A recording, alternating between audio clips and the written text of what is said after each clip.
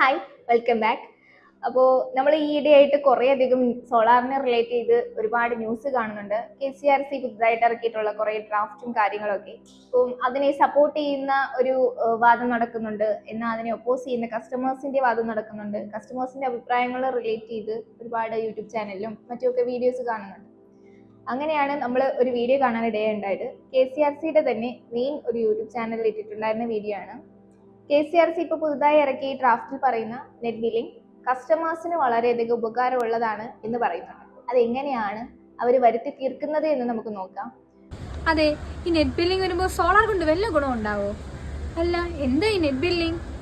Net billing വന്നാൽ solar കൊണ്ട് ഗുണമേ ഉണ്ടാകൂ. അതിനാദ്യം നെറ്റ് ബില്ലിംഗ് എന്താണെന്ന് മനസ്സിലാക്കാം. സോളാർ പ്ലാന്റിൽ നിന്ന് പകൽ സമയത്ത് നമ്മൾ സ്വന്തം ആവശ്യത്തിനുള്ള വൈദ്യുതി എടുത്ത് മിച്ചമുള്ള വൈദ്യുതി KCBക്ക് നൽകുകയാണല്ലോ ചെയ്തു പോരുന്നത്. നെറ്റ് ബില്ലിംഗ് വരുമ്പോൾ ഇങ്ങനെ മിച്ചം വരുന്ന വൈദ്യുതിക്ക് KCB നൽകുന്ന നിരക്കാണ് ഫീഡ് ഇൻ താരിഫ്. രാത്രി സമയത്ത് നമുക്ക് ആവശ്യമുള്ള വൈദ്യുതി ഗ്രിഡിൽ നിന്ന് എടുക്കുമ്പോൾ അതിന് റീറ്റെയിൽ നിരക്കിലാണ് പണം അടയ്ക്കേണ്ടത്. അതെ, നെറ്റ് ബില്ലിങ്ങിനെ പറ്റി പറയുന്നത് എങ്ങനെയാണ്? നെറ്റ് ബില്ലിംഗ് എന്ന് പറഞ്ഞാൽ ഇപ്പോൾ നമ്മൾ സോളാറിൽ നിന്ന് പ്രൊഡ്യൂസ് ചെയ്യുന്ന യൂണിറ്റ് എക്സ്ട്രാ വരുവാണെങ്കിൽ നമ്മളത് ഗ്രിഡിലേക്ക് കൊടുക്കും. നെറ്റ് മീറ്ററിങ്ങിന്റെ കേസിലാവുമ്പം അത് യൂണിറ്റ് അഡ്ജസ്റ്റ്മെന്റിൽ പോകും. ഇവിടെ നെറ്റ് ബില്ലിങ്ങിന്റെ കേസിൽ വരുന്ന സമയത്ത് യൂണിറ്റ് നമ്മൾ ഗ്രിഡിലേക്ക് കൊടുക്കുന്നതിന് ഒരു ഫീഡ് ഇൻ താരിഫ് എന്ന് പറഞ്ഞ ഒരു കുറഞ്ഞ നിരക്കാണ് KCB പ്രൊവൈഡ് ചെയ്യുന്നത്. പിന്നെ ഗ്രിഡിൽ നിന്ന് നൈറ്റ് ടൈമിൽ നമ്മൾ ഇങ്ങോട്ടേക്ക് ഇമ്പോർട്ട് ചെയ്യുന്ന യൂണിറ്റിനാകുമ്പോഴത്തേക്ക് റീറ്റെയിൽ നിരക്കിലാണ് റേറ്റ് പോകുന്നത്. നോർമലി KCB കൺസ്യൂമേഴ്സ് കൊടുക്കുന്ന ഒരു നിരക്കാണ് റീറ്റെയിൽ നിരക്ക് എന്ന് പറയുന്നത്.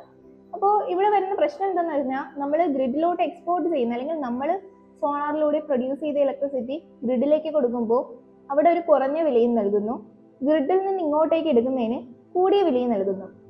നമ്മളിപ്പോൾ ഒരേ പ്രോഡക്റ്റ് തന്നെ രണ്ട് വിലയിൽ കൊടുക്കുകയാണ് ചെയ്യുന്നത്. രണ്ട് വിലയാണ് നമ്മളിവിടെ കാണുന്നത്. അപ്പം ഈ ഒരു നെറ്റ് ബില്ലിംഗ് സിസ്റ്റം വന്നു കഴിഞ്ഞാൽ ഒരിക്കലും കസ്റ്റമേഴ്സിന് അതൊരു ലാഭകരമാണ് എന്ന് പറയാൻ പറ്റത്തില്ല.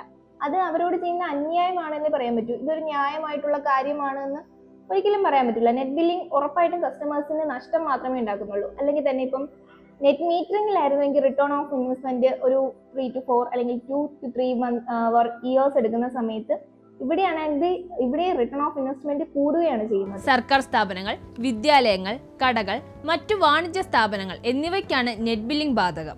ഈ ഗ്രൂപ്പിലുള്ളവർക്ക് പകൽ സമയത്ത് വൈദ്യുതി ആവശ്യം കൂടുതലാണ്.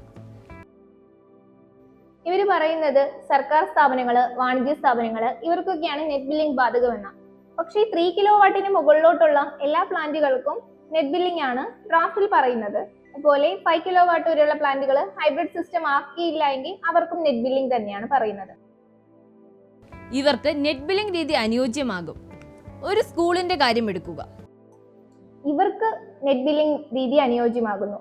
സർക്കാർ സ്ഥാപനങ്ങളിലായിരുന്നാലും അല്ലെങ്കിൽ വാണിജ്യ കേന്ദ്രങ്ങളിലായിരുന്നാലും രാവിലത്തെ ഇലക്ട്രിസിറ്റി ഉപയോഗം വളരെയധികം കൂടുതലാണ്. എന്നാൽ രാത്രി ടൈമിലാണ് നമ്മുടെ റെസിഡൻഷ്യൽ സെഗ്മെന്റിൽ ഏറ്റവും കൂടുതൽ എനർജി യൂസ് നടക്കുന്നത്. ഈ ഒരു ഡ്രാഫ്റ്റിൽ അവർ റെസിഡൻഷ്യൽ സെഗ്മെന്റിനെ കൺസിഡർ ചെയ്തില്ല എന്ന് വേണം പറയാൻ. പക്ഷേ 3 കിലോവാട്ട് വരെയുള്ളവർക്ക് നെറ്റ് മീറ്ററിംഗ് പ്രൊവൈഡ് ചെയ്യുന്നുണ്ട്.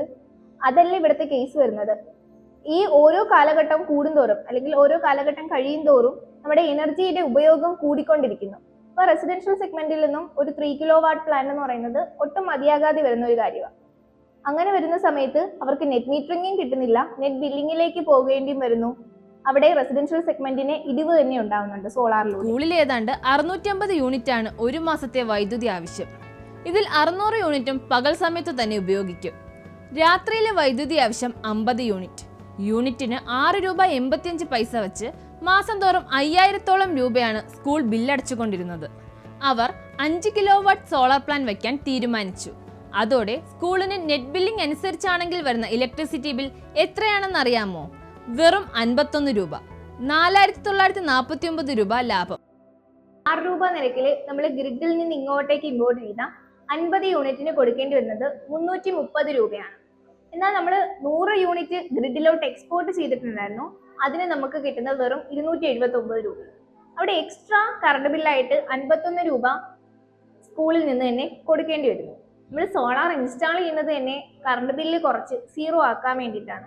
ഇവിടെ കറണ്ട് ബില്ല് എക്സ്ട്രാ അവിടെ അടയ്ക്കേണ്ടിയും വരുന്നുണ്ട്. ഇതിപ്പോൾ ഒരു സ്കൂളിന്റെ കേസ് ആകുമ്പോൾ രാത്രി കാലങ്ങളിൽ ഉപയോഗം വരുന്നില്ല. ഇനി നമ്മളൊരു ഷോപ്പിംഗ് കോംപ്ലക്സിന്റെ കേസ് പറഞ്ഞു കഴിഞ്ഞാൽ അവിടെയാണെങ്കിൽ രാത്രി കാലങ്ങളിൽ വളരെയധികം എനർജിയുടെ ഉപയോഗം വരുന്നുണ്ട്. രാത്രി കാലങ്ങളിൽ വെട്ടത്തിന്റെയും അതുപോലെ തന്നെ AC അങ്ങനെയുള്ള ഉപയോഗം കൂടുതലാണ്. ആ ഒരു കേസ് വരുന്ന സമയത്ത് നെറ്റ് ബില്ലിംഗ് ഒരിക്കലും വാണിജ്യ സ്ഥാപനങ്ങൾ പോലെ അല്ലെങ്കിൽ ഷോപ്പിംഗ് കോംപ്ലക്സ് പോലുള്ള സ്ഥലങ്ങളിൽ ഒരിക്കലും വർക്ക് ആകില്ല. അവരാരും സോളാറിലേക്ക് മാറാനായിട്ട് താല്പര്യപ്പെടാതെ ഇരിക്കത്തുള്ളൂ. അവർക്ക് നെറ്റ് ബില്ലിംഗ് സിസ്റ്റം വന്നു കഴിഞ്ഞാൽ. ഇൻ കേസ് അവിടെ നെറ്റ് മീറ്ററിംഗ് ആയിരുന്നെങ്കിൽ അവർക്ക് ഉപകാരം ഉണ്ടായിരുന്നേനെ, കസ്റ്റമേഴ്സിന് വളരെയധികം സാറ്റിസ്ഫൈഡ്. ഇനി അഥവാ ബാറ്ററിയും ഹൈബ്രിഡ് ഇൻവെർട്ടറും കൂടി സ്ഥാപിക്കുകയാണെങ്കിൽ മിച്ച വൈദ്യുതി ഉയർന്ന വിലയ്ക്ക് ഗ്രിഡിലേക്ക് നൽകി ലാഭമുണ്ടാക്കാനാവും. ഈ ചെലവ് നല്ലൊരു നിക്ഷേപമായി കണക്കാക്കിയാൽ മുടക്കുമുതൽ 4-5 വർഷം കൊണ്ട് തിരികെ കിട്ടുകയും ചെയ്യും. ഹൈബ്രിഡ് സിസ്റ്റം ആക്കുന്നത് എന്തുകൊണ്ടും കസ്റ്റമറിന് അഡ്വാൻറ്റേജ് ഉള്ള ഒരു കാര്യമാണ്. പക്ഷേ അവിടെ വരുന്ന പ്രശ്നം എന്ന് പറഞ്ഞാൽ ഒരു നോർമൽ ആയിട്ടുള്ള ഒരു കസ്റ്റമറിന് ഈ ഒരു ഇനിഷ്യലി വരുന്ന ഒരു എമൗണ്ട് മീറ്റ് ചെയ്യാനായിട്ട് ബുദ്ധിമുട്ടുണ്ടാവും. അതുപോലെ തന്നെ റിട്ടേൺ ഓഫ് ഇൻവെസ്റ്റ്മെന്റിനും അത്യാവശ്യം നല്ല രീതിയിൽ ഒരു 7 വർഷത്തോളം സമയമെടുക്കും. 4-5 വർഷത്തിനുള്ളിൽ ഒരിക്കലും കിട്ടത്തില്ല. ഒരു 7 വർഷമെങ്കിലും റിട്ടേൺ ഓഫ് ഇൻവെസ്റ്റ്മെന്റിന് ടൈം പിടിക്കും. സോളാർ കസ്റ്റമേഴ്സിനും KCB കസ്റ്റമേഴ്സിനും ഒരുപോലെ ന്യായമായ വില നൽകാൻ വേണ്ടിയിട്ടാണ് KCB ഇങ്ങനൊരു നയം കൊണ്ടുവന്നത് എന്ന് പറയും. എന്നാൽ ഇപ്പോൾ പുതുതായി വരുന്ന വാർത്ത എന്ന് പറഞ്ഞാൽ യൂണിറ്റിന് 19 രൂപ വെച്ച് KCB കസ്റ്റമേഴ്സിന് കൂട്ടുന്നു എന്നുള്ള വിലയാണ്. അതെങ്ങനെയാണ് കസ്റ്റമേഴ്സിന് ലാഭം ഉണ്ടാക്കുന്നതായിട്ടുള്ളത്? അവർക്ക് എങ്ങനെയാണ് ന്യായമായിട്ടുള്ള ഒരു റൂളായിട്ട് അല്ലെങ്കിൽ വരുന്നത്? ഈ ഡ്രാഫ്റ്റ് ഇൻ കേസ് ഇറങ്ങിക്കഴിഞ്ഞാൽ തന്നെ KCRCയും റിലേറ്റ് ചെയ്ത് എനിക്ക് ഇതൊക്കെയാണ് പറയാനുള്ളത്. ഈ നിലവിൽ കൊണ്ടുവന്നിരിക്കുന്ന ഡ്രാഫ്റ്റ് റൂളായിട്ട് ഇതുവരെയും കൊണ്ടുവന്നിട്ടില്ല. വെറും സജഷൻസ് മാത്രമാണ് KCRC ഇപ്പം നിലവിൽ വെച്ചിട്ടുള്ളത്. അപ്പം അത് നിലവിൽ റൂളായിട്ട് കൊണ്ടുവരില്ല എന്ന് തന്നെയാണ് നമ്മൾ എല്ലാവരും വിശ്വസിക്കുന്നത്. നമുക്ക് അങ്ങനെ തന്നെ വിശ്വസിക്കാം.